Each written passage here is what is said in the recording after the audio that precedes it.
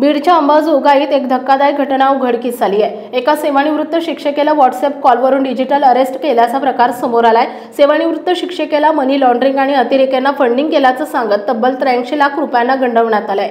चौकशीत सहकार्य करा सांगत फसवणूक करणाऱ्या भामट्यांनी विश्वास नांगरे पाटील यांचं नाव घेत ही फसवणूक केली आहे। अंबाजोगाई येथील सेवानिवृत्त शिक्षकेला मनी लॉन्ड्रिंग आणि अतिरेक्यांना फंडिंग केल्याचं सांगत चौकशीला सहकार्य करा असं म्हटलं। व्हॉट्सअप कॉलवरून तब्बल 83 लाख रुपये हडपल्याचा प्रकार अंबाजोगाईत झालाय। तुमच्या आधार कार्डवरून दुसरे सिम कार्ड घेतले असून त्याचा दुरुपयोग झाल्याचं देखील बनावट कॉलद्वारे सांगण्यात आलं। आम्ही तुम्हाला या प्रकरणातून सोडू यासाठी आम्हाला विश्वास नांगरे पाटील यांनी स्पेशल विनंती केल्याचं देखील निवृत्त शिक्षकेला फोन केलेल्या भामट्यांनी सांगितलं।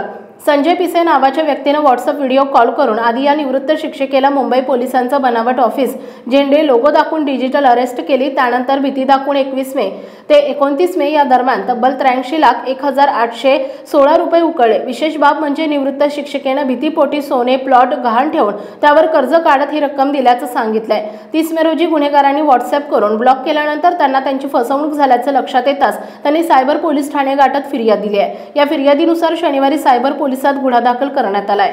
या प्रकरणाचा तपास सायबर पोलीस करत आहे। फसवणूक झालेल्या शिक्षकेने भीतीपोटी स्वतःचं सोनं आणि प्लॉट गहाण ठेवून कर्ज काढलं आणि ती रक्कम भामट्यांना ट्रान्सफर केली।